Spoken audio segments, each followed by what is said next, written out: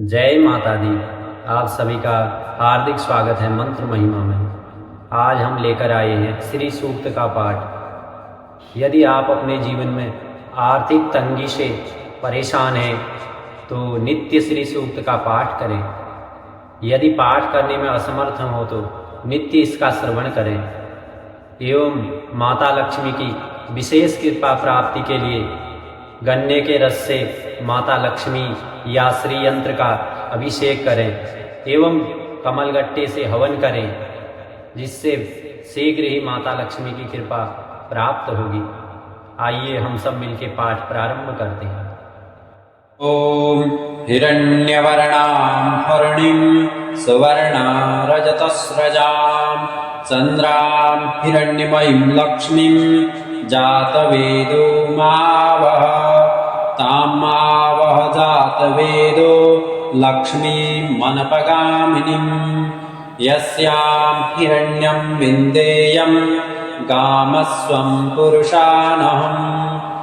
अश्वपूर्वां रथमध्याम् अस्तिनादप्रमोदिनीं श्रियं देवीमुपहव्ये श्रीर्माद्देवीजुस्तां कांसोऽस्मितां हिरण्यप्राकारा आर्द्रां ज्वलन्तीं तृप्तां तर्पयन्तीं पद्मे स्थितां पद्मवर्णां तामिहोपहवये श्रियम् चन्द्रां प्रभासां यशसा ज्वलन्तीं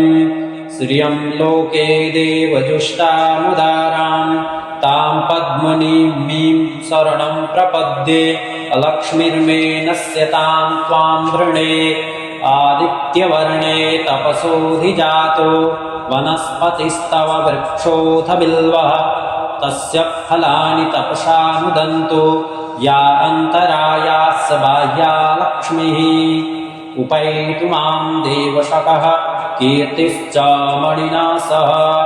प्रादुर्भूतोऽस्मि राष्ट्रेऽस्मिन् कीर्तिमृद्धिं ददातु मे क्षुत्पिपासामलां ज्येष्ठा अलक्ष्मीं नाशयाम्यहम् अभूतिमसमृद्धिं च सर्वां निर्णुद मे गृहात् गन्धद्वारां दुराधर्षां नित्यपुष्टां करीषिणीम् ईश्वरीं सर्वभूतानां तामिहोपहवये श्रियम् मनसः काममाकुतिं वाचः सत्यमसीमहे पशूनां रूपमन्यस्य मयि श्रीः श्रयतां यशः कर्दमेन प्रजा भूता मयि सम्भव कर्दमा श्रियं वाशय मे कुले मातरं पद्ममालिनीम् आपः सृजन्तु स्निग्धानि चिक्लीता वस मे गृहे निचदेवीं मातरं श्रियं वासय मे कुले आर्द्रां पुष्करिणीं पुष्टिं पिङ्गलां पद्ममालिनीं चन्द्रां हिरण्यमयीं लक्ष्मीं जातवेदो आवह आर्द्रां यः करुणीं यष्टिं सुवर्णां हेममालिनीं सूर्यां हिरण्यमयीं लक्ष्मीं जातवेदो आवह तां आवह जातवेदो लक्ष्मीं मनपगामिनीं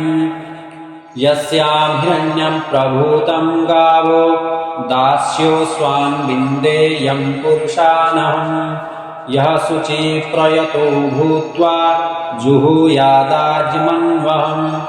सूक्तं पञ्चदशर्चं च श्रीकामः सततं जपेत्।